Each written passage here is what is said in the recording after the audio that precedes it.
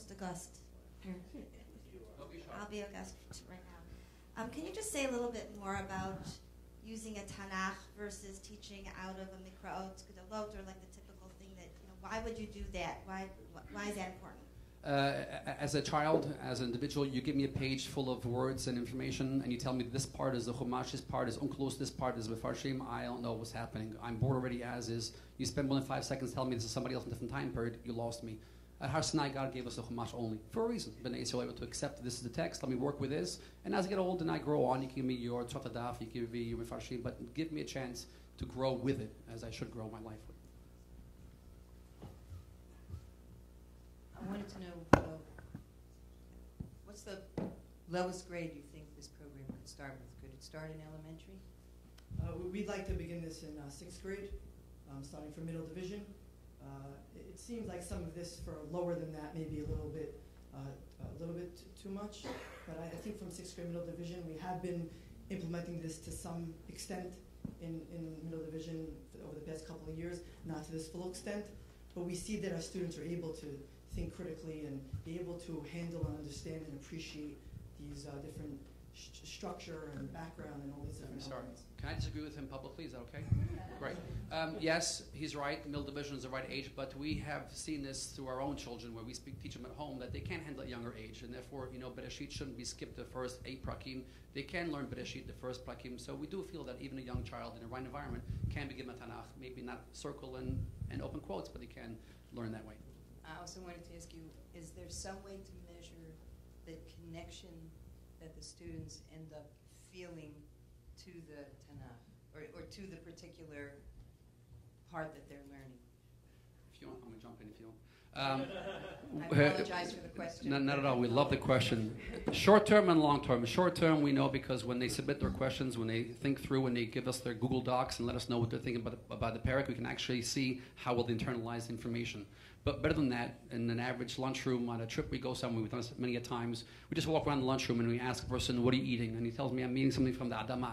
Oh, Adama, tell me a story about Adama you learned recently in Chumash. And he'll tell me, oh yeah, Adama Haba, those Adama, he's Adama. And we just be able to bring it out in the classroom and we can see how well they're quickly able to recollect stories in Tanakh, and that's how we feel. And I can add to that, if possible, outside of the school culture of a lunchroom, is going to a trip, let's say, to a living Torah museum when they have, let's say, the different animals, and kids all of a sudden seem, or even something that may be a little bit toned down a little bit, where students feel like, we learned about that here, we learned about that there, and you can start to feel that students are really talking about the Tanakh more, and something like that may be a little bit more tangible of a way of seeing the students, the impact this has on students.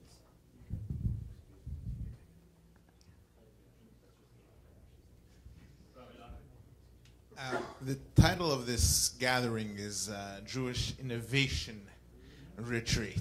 I'm not reading your notes. My question is, why is this innovative? This approach that you are presenting is a logical one and it's a sound one. But the question is, what's innovative about it? Here we are, we're setting the stage for the children to understand the period of time that this is taking place, and we're giving them skills to be able to read Tanakh with or without any commentaries. We're giving them an opportunity to reflect on it. What is the innovation? And secondly, the comment previously about the Chumash without any of the commentators, God did not give the Torah without commentators at Zane. And second of all, those are critical skills to be able to navigate the text moving forward. The fact that they might seemingly be irrelevant for children when they're first starting is something that I think can be contested. Because in order for them to be able to gain mastery and be able to gain higher level skills, being able to navigate the page with its busyness, and without question, there's no question in terms of being able to selectively focus on something is important. But in terms of moving forward, I think that's something that is worthy of discussion. Thank you. Yes, I have two. No, I impulse. Thank you. And respectfully, I'd like to disagree with you. Number one, our question is the same thing. Why is it so innovative? This is how it should have been done since day one. What happened in school systems that we learn 5 prakim throughout 3 years, and the kids don't get the full picture of what happened in Bereshit and Vayikra B'midbar, I still can't figure it out. So yes, I'm also wondering what happened to Torah Sinai. Number two, as far as you're right, we need to have Mefarshim to help us, guide us through the hard parts of it. But there's a reason why God didn't give us those Mefarshim in the actual Torah that we read every Shabbat in the shul. There's a growth process. I like to use the example of Rashi. We torture our students in 4th grade, 5th grade, learning how to read Rashi font that it wasn't even Rashi's kitab in the first place. And by the time a child can analyze the Aleph and the Aleph while he's trying to learn Aleph and some other language, he gets so confused and turned off that the whole Rashi thing just means them a headache. So why put this upon a child who is so full of life and so full of other issues and tell them, no, you got to learn the Rashi and Kliyakar, and you have to understand before we move to the next step. So we believe that, yes, Mefarshim are very important. There is Shima Torah, and they should understand each one. But they're only 6th graders, they're only 8th graders, they're only high schoolers. It's their first year, second year in the world of Torah. So let's give them a chance to internalize it, find the beauty within the structure of the actual words. The words do speak to us. And then if they want to go to the next level, then they're encouraged. They may be even inspired to look at the next level. I'm not even suggesting necessarily that you need to torture them with learning Rashi. Chas v'sholom. I'm just suggesting that in terms of when you're exposing them and introducing them to this vital text, and it's obviously was only done by a typesetter, and it's not anything particularly significant about its content and structure, but that those are going to be the tools that they're going to be using moving forward. The fact that they're not going to be accessing the full gamut of Mefarshim at that particular time, I think is largely irrelevant. Can I answer that? I just think that in my classroom, when I see students, number one, asking questions that the Mefarshim asked, and number two, even asking questions that the Mefarshim didn't ask, versus being exposed to it almost instantaneously, and I continuously see it, thinking for them. One of the students thinking about it.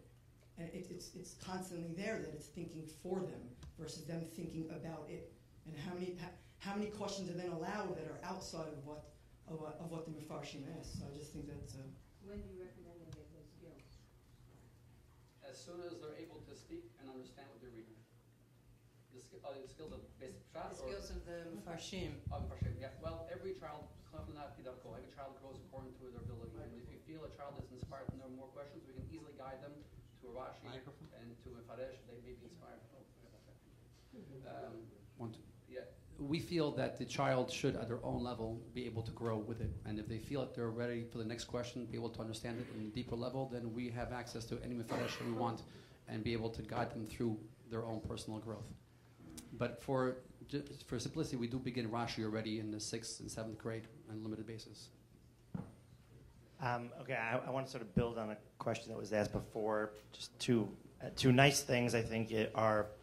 I think when we all read the 5 finalists, I'm sure most of us and everybody else who read it, who read yours, thought, oh, that's so nice that. I mean, this is really just so basic and sort of teaching Chumash, teaching Tanakh better. And it was almost like, that's not innovative, but oh, that's so important. And maybe it is innovative. As opposed to sort of more further out, proposals that we've read for 3 years. So I think it was a very I think everyone has this nice feeling of, oh, someone's really taking something very core and just trying to sort of do it better. I also like Google Earth. I thought that was very impressive, just in terms of using it educationally and also being the Mekadesh the whole. But I sort of wonder, you're going to come to another school, and you're going to say, here we have this really innovative, because it's scalable, we have this really innovative way of teaching Tanakh. And I have this feeling that you're going to walk into schools, and the Tanakh teachers are going to say, oh, we're doing that. I mean, we've never written it up like that, but if we wrote up what we're doing that. So again, I guess the question is, number one, how is this innovative? And number two, how are you going to sort of sell this? And one thing I guess I would ask also is your own teachers. How are you managing telling your own teachers that the way they've been teaching Tanakh has not worked? So I'll answer the second question, which will answer the first question. Some of our teachers had issues with this at first. And I have to sit down with them for half an hour and ask them, how do you learn this parak yourself at home when you first learned it or when you review it? She goes, well, I actually do read all the psukim, and I watch the whole movie. I don't press pause and read the Rashi throughout the movie. I get the whole picture, and then I'm able to go back and be able to give it over to the children. So I asked the question, why can't the kids watch the same movie you're watching? Why pause every 5 seconds to eat popcorn if the kid can watch the movie first and understand most of the story on their own? So teachers do eventually understand, and the reason why we feel this can be done in all schools is that all schools, unfortunately, do cut and paste and chop Tanakh in a way where the child, if I open the Tanakh and ask him, where is that story of Abraham in Tanakh? Where is Kivshan Ha'esh? Oh, Kivshan Ha'esh is in the beginning of Bereshit, and they can't find it. This is the fact that they're able to read the actual story and say, hold on, didn't that really, according to my teacher, that happened? Well, I'm sorry, that's not what the Chumash mentions. So right away, yes, it is innovative because we're asking teachers, please stick to the text, read what's here first, let the child have what you have, and then let them grow with everything else that you've got, because once you have the structure, you can add all the pieces. But the kid needs to walk around all day knowing Tanakh is alive, because the first day they find out, oh, Rabbi, that story isn't in Tanakh. I go, I'm sorry, it's not. They go, oh, well, so what else isn't in Tanakh? How come I wasn't told that? So that's to answer your question. And I've had the experience. I mean, I've spoken to many teachers. I don't know what your experience. My experience, I've spoken to Tanakh teachers, and I don't know if it's a good thing, but I haven't experienced many teachers that actually teach Tanakh in this model. There are a few teachers who do. I don't meet many that do. So it's just from our experience that we put together this initiative based on that feeling. But if it is true that many other schools do it that way, Then we want to write. Then I hate to bring up this very practical issue, but I will. What happens when children taught this way have to face an entrance exam to yeshiva or seminary and may not be equipped to say over Ramban or pass a Faher? What happens? Yes, thank you. We are dealing with that issue. We have this test called the BJE up north where children are forced to answer all these questions of their education. We do cover the Rashis that are required for most entrance examinations for the children to be able to pass those tests. What we do it is, however, we do it in a way where it doesn't bog them down. So we do spend the time teaching them the beauty of Vayikra, and then we'll go back and teach them what Rashi brings about the Michshol and about whatever it may be. So the child now is able to compartmentalize, okay, that was the Pshat, and this is the Mefaresh, and therefore they're able to go to that test and be able to understand it. Can I just add something? I don't like to personally sometimes base a model that I think will work on what other programs will, will say, well, this student's not equipped because that's our evaluation of how we think students should be equipped with that. Well, if this is what will work, and will help our students, and that's what helps our students and drives them to be connected to Torah more. Thank you guys very much.